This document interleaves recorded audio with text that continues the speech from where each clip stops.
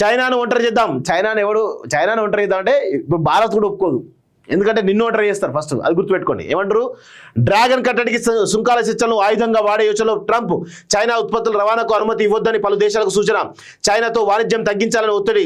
Wall street journal కథనం. China ఉత్పత్తులపై America సుంకాల భారం 240% అంటూ చూస్తున్నాం. చైనా ఉత్పత్తులపై అమెరికా సుంకాల భారం 240% అట.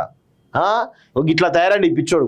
ఫస్ట్ అమెరికాకు అన్ని దేశాలు కలిసి అమెరికాకు ఆపండి, ఉత్పత్తులు ఏవైతే ఉన్నాయో అన్నిటిని ఆపితే సెట్ అవుతారు వాడు. అన్ని దేశాలు కలిసి చైనా కానీ భారత్ కానీ ఒక ఇనిషియేటివ్ తీసుకోండి. అన్ని దేశాలను ఒకసారి మీటింగ్ పెట్టుకొని అమెరికాకు మొత్తం ఆపేసేయండి. దెబ్బకు దిగిరాకపోతే అడగండి, మొత్తం అస్తవ్యస్తమవుతుంది అమెరికా అంతా కూడా. అన్ని దేశాలు ఒక నిర్ణయం తీసుకొని అమెరికాకు మేమేం సరఫరా చేయమని చెప్పేసి ఒక నిర్ణయం తీసుకుంటే మొత్తం అమెరికా మొత్తం కూడా ఆగమాగం అవుతుంది. అమెరికాను ఒంటరి చేయండి, చేస్తే బాగుంటుంది.